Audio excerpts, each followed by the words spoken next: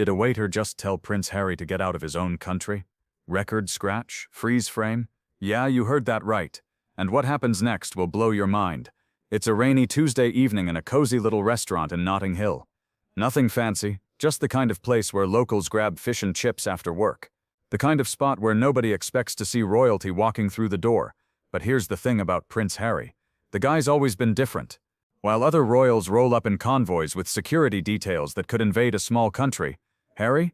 He's the one who'll hop on the tube or grab a coffee like any other Londoner. Tonight was supposed to be one of those nights. He pushes through the restaurant door, water dripping from his jacket, shaking off the rain. Just a regular guy trying to get out of the weather. The restaurant's buzzing with that warm, end-of-day energy. Conversations mixing with the sizzle from the kitchen. Glasses clinking. That perfect background hum of people just living. But here's where it gets interesting. The waiter. Let's call him Marcus. He's having the worst day of his life. Got written up by his manager that morning. His girlfriend dumped him over text, and his landlord's threatening eviction.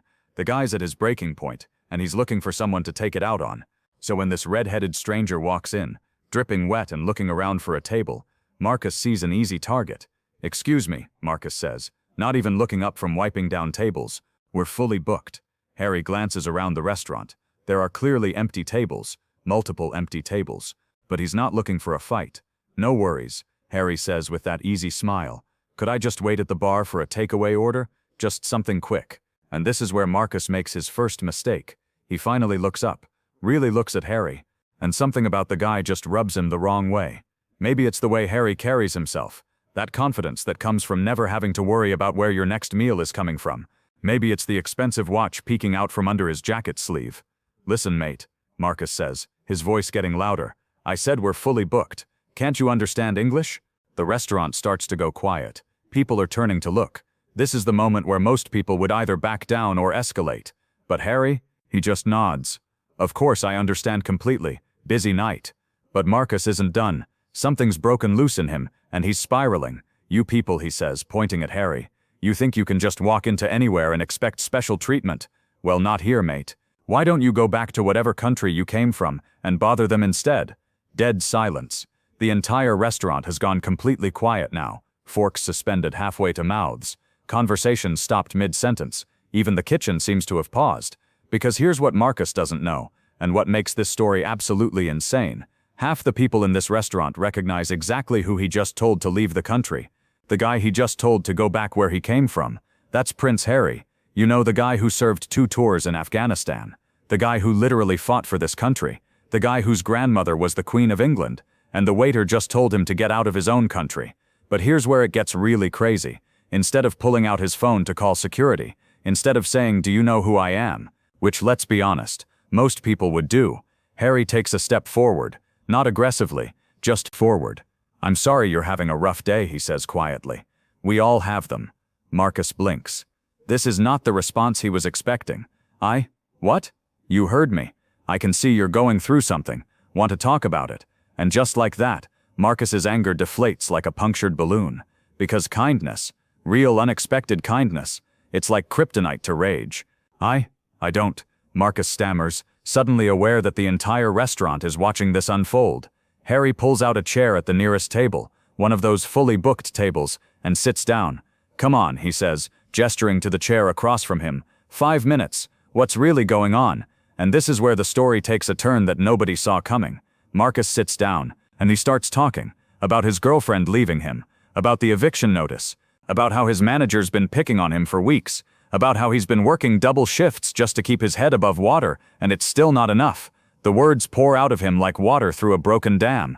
All the frustration, all the fear, all the exhaustion of trying to survive in a city that seems designed to chew people up and spit them out. And Harry, he just listens, not with that polite royal "I'm listening because I have to" face. Actually listens, asks questions, nods in the right places, responds like he actually cares about this stranger's problems. "How much do you need?" Harry asks quietly.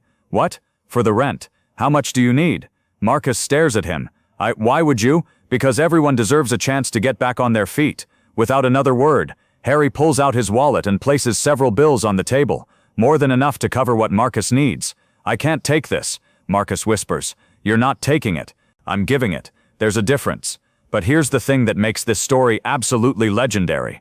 Harry stands up, but he's not done. He walks over to the manager, who's been watching this entire exchange with his mouth hanging open. "Excuse me," Harry says, "I'd like to pay for everyone's meal tonight." The manager nods frantically, probably still processing what he just witnessed. "And," Harry continues, "I think Marcus here deserves a raise, don't you? He's been working incredibly hard." The manager looks at Marcus, then back at Harry, then nods again. But wait, it gets better. As Harry's walking toward the door, Marcus calls out to him, "Wait, I don't even know your name." Harry turns around, and for the first time tonight, he grins that trademark smile. "It's Harry," he says. "Nice to meet you, Marcus." And then he's gone, back into the rain, leaving behind a restaurant full of people who just witnessed something extraordinary. But here's the real kicker. The next day, Marcus finds an envelope slipped under his apartment door. Inside, a business card for a job placement agency, with a note attached. "Thought you might be interested in this. They're looking for good people." And underneath that, a letter of recommendation, signed by Prince Harry himself. Marcus gets the job. A better job, with better pay and actual respect from his boss. But the story doesn't end there, because 3 months later, Marcus is walking past that same restaurant when he sees a familiar figure through the window. Red hair, easy smile, sitting at a table with what looks like a family having dinner. Marcus walks in, and this time he's the one approaching Harry. "Your Royal Highness," he says quietly. Harry looks up and his face breaks into a grin. "Marcus, how are you doing, mate?" "Better," Marcus says. "Much better. Thanks to you." "Thanks to you," Harry corrects. "You did the work. I just opened a door." And that's when Marcus does something that surprises everyone, including himself. He bows. Not the formal stiff bow you see in movies, just a simple, genuine bow of respect. "Thank you," he says, "for seeing me as a person when I couldn't even see myself as one." Harry stands up and extends his hand. "That's what we do for each other," he says. "That's what makes us human." And as they shake hands, something beautiful happens. The entire restaurant starts clapping. Not because there's a prince in the room, but because they just witnessed what happens when someone chooses kindness over pride, compassion over revenge, and hope over bitterness. That's the story of how Prince Harry turned his worst moment into someone else's best day. And Marcus? He still works at that job placement agency, but now he's a manager. And every time someone comes in, angry, frustrated, or at the end of their rope, he remembers that rainy Tuesday night when a stranger chose to see the person behind the pain. Because sometimes, the most royal thing you can do is simply be human, and that's how you handle disrespect like a true prince.